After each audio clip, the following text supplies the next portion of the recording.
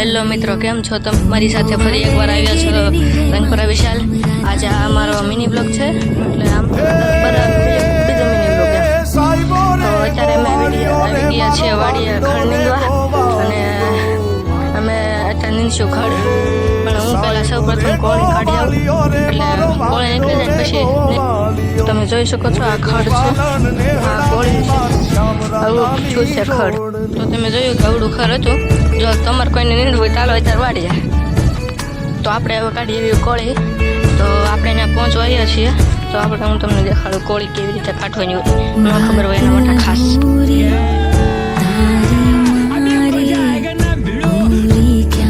જોઈ શકો છો આવી રીતે કાઢવાની હોય કોળીઓ. અને આ છે કોળીઓ. તો આપણે કોળીઓ લેવા છીએ. ચાલો કોળીઓ લેવાની હોય. આ કોળીઓ કહેવાય ઝીણી છે, કોળીઓ કહેવાય.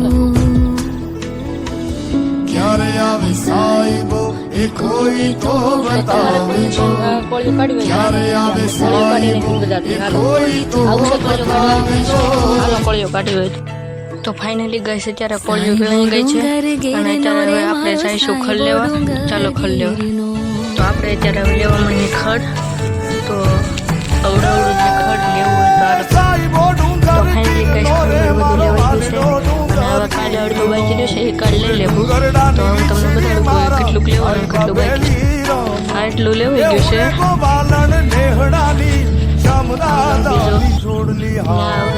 બાકી છે. તો તમે જોયું કે એ બધું લેવાઈ ગયું.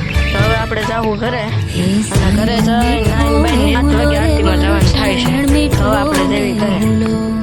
તો આગળ બધા જાય છે, તમે જોઈ શકો છો. આપણે બધાને આરતી દેવીને આપણે જવું ઘરે. તો આપણે પહોંચી ગયા છીએ, અને પડી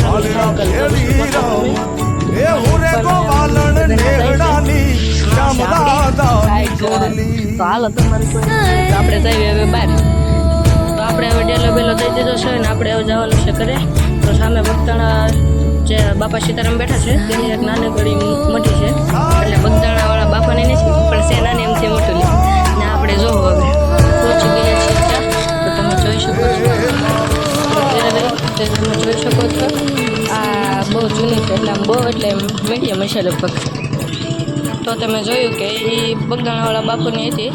તો આપણે જઈશું ઘરે. ભગવતી તમે જોઈ શકો છો આ આપણી જૂની નિશાળે જ્યાં હું 1 થી 8 ભણ્યો ને ત્યાં. અને પછી આપણે પહોંચી ગયા ઘરે. હવે તો આપણે ઘરે જઈએ. હવે આપણે પહોંચી ગયા ઘરે, અને એટલો મારો બ્લોગ હતો. તો હવે તમારે આવા નવા બ્લોગ જોવો હોય તો મારી ચેનલને સબસ્ક્રાઈબ જરૂર કરજો. Bye bye.